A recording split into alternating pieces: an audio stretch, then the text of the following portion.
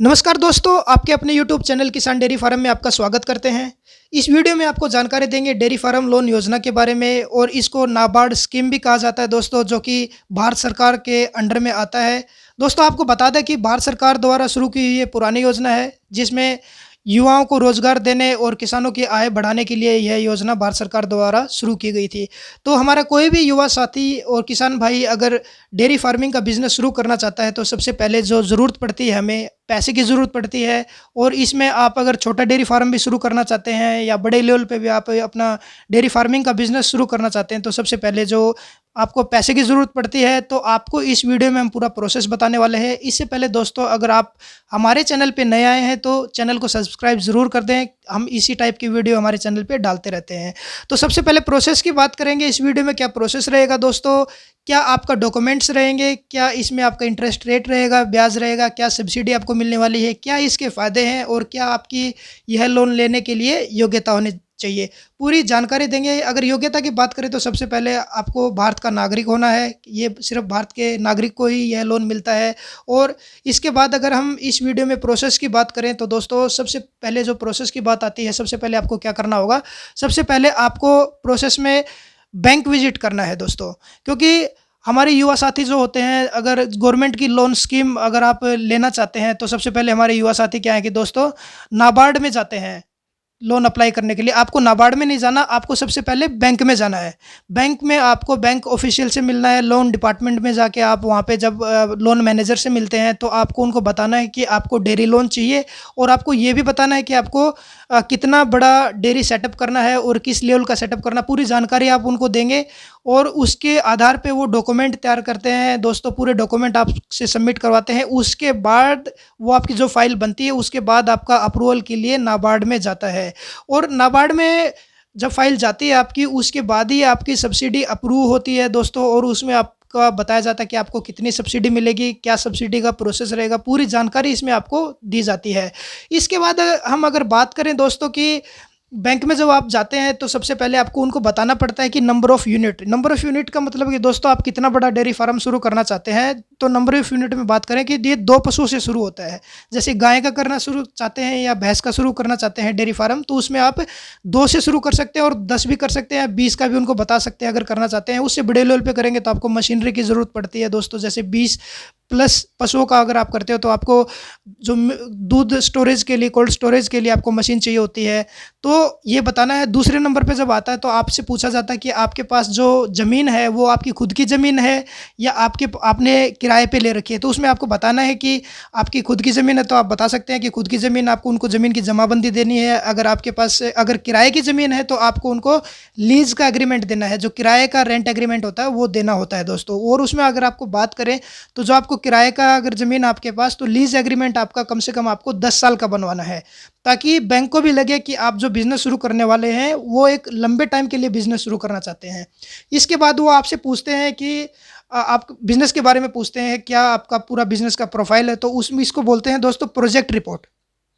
Project report क्या होती है कि दोस्तों प्रोजेक्ट रिपोर्ट आप बनवा सकते हैं, किसी वकील से बनवा सकते हैं। ये एक नॉर्मल सी चीज़ होती है। प्रोजेक्ट रिपोर्ट का मतलब होता है कि दोस्तों कि आप कितनी इन्वेस्टमेंट कर रहे हैं डेयरी में, और आपका जो डेयरी का साइज़ होने वाला है वो कितना होने वाला है, कितने पशु आप रखना चाहते हैं, और इसमें आपकी कितनी पूंजी लगने वाली है। आपकी ज़मीन के बारे में पूछा जाएगा, आपकी मशीनरी के बारे में पूछा जाएगा। ये पूरी जानकारी इसमें देनी होती है। तो इसमें आप बिज़नेस का साइज़ बताएँगे कि कितना बड़ा आपका बिज़नेस होने वाला है। इसके बाद आप प्रॉफ़िट के बारे में भी आप बता सकते हो कि आपका प्रॉफ़िट, आप ऐसे-ऐसे बिज़नेस करेंगे तो आपका इतना प्रॉफ़िट होगा हर महीने या पूरे साल में, ईयरली आपका इतना प्रॉफ़िट होगा। सेल्स के बारे में बताएँगे कि आप दूध आप कहाँ बेचने वाले हो, आप गाँव में बेचोगे या आप किसी प्लांट में देने वाले हो, ये आपको पूरी जानकारी देनी है। प्रोडक्शन बढ़ाने के लिए आपको बताना पड़ेगा कि आप कैसे प्रोडक्शन बढ़ाएँगे अपने डेयरी में, दूध का प्रोडक्शन कैसे बढ़ाएँगे, या आप उनसे प्रोडक्शन में दूध से आप कुछ मिठाई बनाएँगे, या आप उनका जैसे दही बनाएँगे या फिर पनीर बनाएँगे, या फिर आप कोई अन्य प्रोडक्ट, आप कुछ भी जो दूध से बनते हैं वो प्रोडक्ट बनाएँगे, या आप डायरेक्ट दूध सेल करना चाहते हैं। ये पूरी जानकारी आपको प्रोजेक्ट रिपोर्ट में देनी होती है। इसके अलावा आपको ये भी बताना होता है कि दोस्तों आपका जो बिज़नेस है उसमें आपने कितने एम्प्लॉयी रख रखे हैं। अगर आपका बड़ा डेयरी फार्म है, तो आपको एम्प्लॉयी भी रखने पड़ेंगे। एम्प्लॉयी की जानकारी भी देनी है कि आपके पास कितने नंबर ऑफ़ एम्प्लॉयी उस डेयरी फार्म में काम करते हैं। पूरी जानकारी आपको इसमें जो है बैंक को प्रोवाइड करनी पड़ेगी।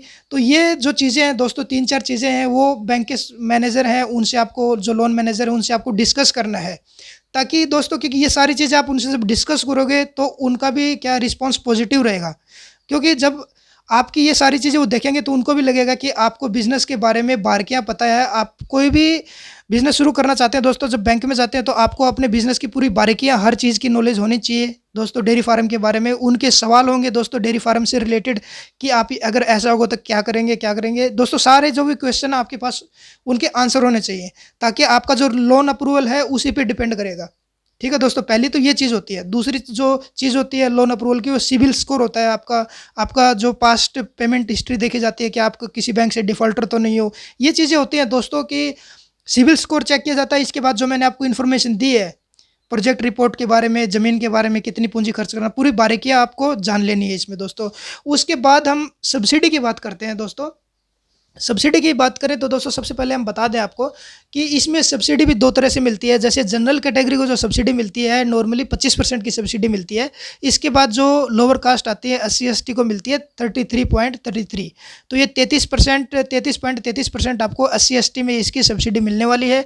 और सब्सिडी का भी एक प्रोसेस है दोस्तों। जब आपको लोन प्रोसेस हो जाता है, जैसे आज आपका, तो उसके 3 साल के बाद ही आपकी सब्सिडी अप्रूव होके आपके बैंक अकाउंट के अंदर आती है।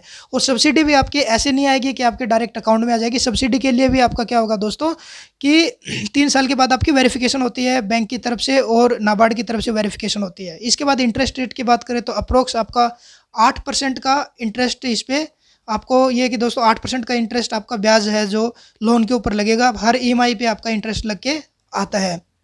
तो दोस्तों इसमें बात करते हैं, जैसे सब्सिडी का जो मेन चीज़ें रहती हैं कि दोस्तों आपका 3 साल तक वो चेक करते हैं कि 3 साल के बाद भी अगर आपका बिज़नेस चल रहा है, तो ये चीज़ चेक करने के लिए आपका वेरिफिकेशन, आपका जो डेयरी का वेरिफिकेशन होता है। उसके बाद अगर डॉक्यूमेंट की बात करें, डॉक्यूमेंट में भी दोस्तों आपको क्या चाहिए होगा, जो आवेदक हैं डेयरी फार्म शुरू करना चाहते हैं उनका आधार कार्ड, आपके ज़मीन के कागजात, जैसे आपकी ज़मीन खुद की है तो जमाबंदी, या आपने किराए पे ली है तो उसका लीज़ एग्रीमेंट, आपका जिस अकाउंट में आपको पैसे चाहिए उसका पासबुक चाहिए होगा बैंक अकाउंट का, गाय भैंस प्रमाण पत्र, जो कि आपको आपके नज़दीकी पशु केंद्र से आपको सभी भैंसों का और गाय को प्रमाण पत्र मिल जाएगा।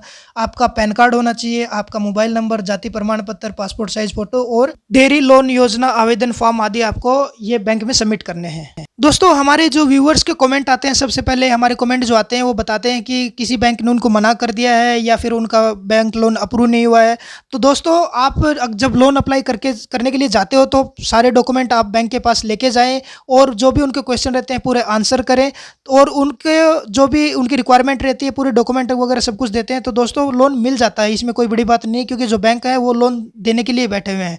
तो दोस्तों बिल्कुल जो हमने प्रोसेस बताया वो प्रोसेस आप फॉलो करें, और आपका कोई भी क्वेश्चन, कोई भी क्वेरी रहती है तो हमें आप कमेंट में ज़रूर डालें, आपके हर क्वेश्चन का जवाब दिया जाएगा।